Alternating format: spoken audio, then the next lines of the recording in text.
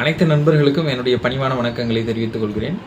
இந்த சமூகத்தில் மற்றவர்களுக்காக ரோட்லேயும் சரி சட்டப்படியும் சரி போராட்டம் நடத்தக்கூடிய 2 நபர்கள் யாராக இருப்பாங்கன்னா, ஒன்று சமூக அக்கறை கொண்ட ஒரு நபராக இருக்க முடியும், இன்னொருத்தர் நிச்சயமாக வழக்கறிஞராக தான் இருக்க முடியும்.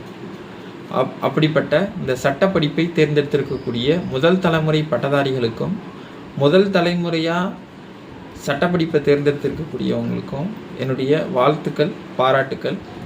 சட்டக்கல்லூரியில் நாம் நுழைஞ்சதும் நாம் செய்ய வேண்டிய முதல் விஷயம், நம்மளுடைய சக மாணவர்களோட நம்ம நட்புறவு வளர்த்துக்கணும், அவங்களா கூட நல்ல முறையில் பழகணும்.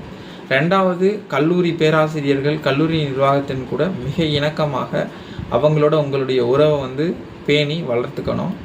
அதுக்கடுத்து உங்களுடைய சட்ட புத்தகங்களில் நீங்கள் மிக தெளிவான கருத்துக்களை வளர்த்துக்கணும், அதை நீங்கள் படிக்கணும், நல்லாவே அதை விவாதிக்கணும். தினசரி செய்தித்தாள்களில் வெளிவரக்கூடிய செய்திகளை நீங்கள் உங்களுடைய சட்ட புத்தகங்களோடு இணைத்து பார்க்க தெரிஞ்சுக்கணும். ஏன்னா முதல் ஆண்டு படிக்கும்போது உங்களுக்கு சில சட்டத்தை உங்களுக்கு சொல்லிக் கொடுப்பாங்க, இல்லை சில சட்டங்களை நம்ம கற்றுக்க வேண்டியது இருக்கும், படிப்போம். அதை பற்றி அது சம்மந்தமாக என்னென்னலாம் உங்களுக்கு செய்தித்தாள்களில் உங்கள் அக்கம் பக்கத்தில் நீங்கள் கேள்விப்படுறீங்களோ அது எல்லாத்தையும் நீங்கள் அப்ளை பண்ணி பார்க்கணும். ஏன்னா அப்போ தான் உங்களுக்கு ஒரு புரிதல் கிடைக்கும். அதுக்கப்புறம் கல்லூரிகளில் நடத்தக்கூடிய போட்டிகள், இந்த சட்டம் சம்மந்தமாக நடத்தக்கூடிய போட்டியாக இருக்கட்டும், விளையாட்டு சம்மந்தமாக நடத்தக்கூடிய போட்டியாக இருக்கட்டும், எல்லாத்துலேயும் நீங்கள் கண்டிப்பாக பார்ட்டிசிபேட் பண்ணுங்கள்.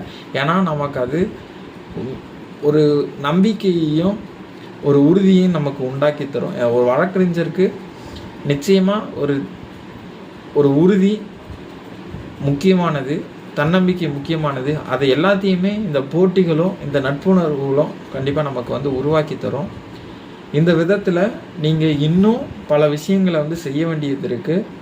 தினசரி எழுதணும், தினசரி படிக்கணும், வாசிக்கணும் அப்படிங்கிறது ரொம்ப முக்கியமானது. ஒரு வழக்கறிஞர்னால், ஒரு சட்ட படிப்பு அப்படின்னா, நீங்கள் சட்டக்கல்லூரி மாணவர்களாக இருக்கீங்க, இன்றைக்கி தலைமை நீதிபதியாக இருந்தாலும் இல்லை உச்சநீதிமன்றத்தில் வழக்காடக்கூடிய மிக தேர்ந்த வழக்கறிஞர்களாக இருந்தாலும் கூட அவங்க லைஃப் லாங் ஒரு சட்டத்தினுடைய ஒரு மாணவர்களாக தான் இருக்காங்க அப்படின்றத நம்ம தெரிஞ்சுக்க வேண்டியது இருக்குது. ஏன்னா தினசரி சட்டத்தை பற்றி படிச்சுக்கிட்டே இருந்தால் தான் நாம் இந்த சட்ட பணியை தொடர முடியும், இந்த வழக்கறிஞர் பணியை தொடர முடியும்.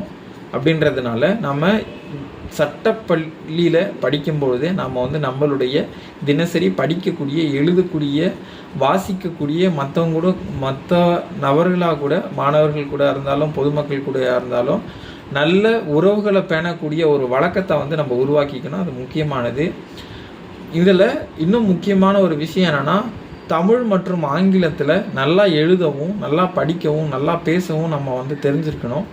ஏன்னா நாம் இன்னைக்கு உயர்நீதிமன்றத்தில் வழக்காடு மொழியாக தமிழ் வேணும்னு கேட்டுக்கிட்டு இருக்கோம், ஆங்கிலம் இருக்குது. அதே போல் தமிழில் இன்னும் நல்லா நம்ம தெளிவாகவும் உறுதியாகவும் பேசவும் எழுதவும் நம்ம தெரிஞ்சிருக்கோம். அப்படின்ற விதத்தில் கிழமை நீதிமன்றங்கள் எல்லாத்துலேயுமே நம்ம சரியாக நம்மளுடைய வாதங்களையும் நம்மளுடைய கருத்துக்களையும் முன்னெடுத்து வைக்க முடியும். சமூகத்துக்காகவும் நம்ம போராடுறதுக்கு நம்மளை இத்தனை கோணங்களில் வளர்த்துக்க வேண்டியது இருக்குது.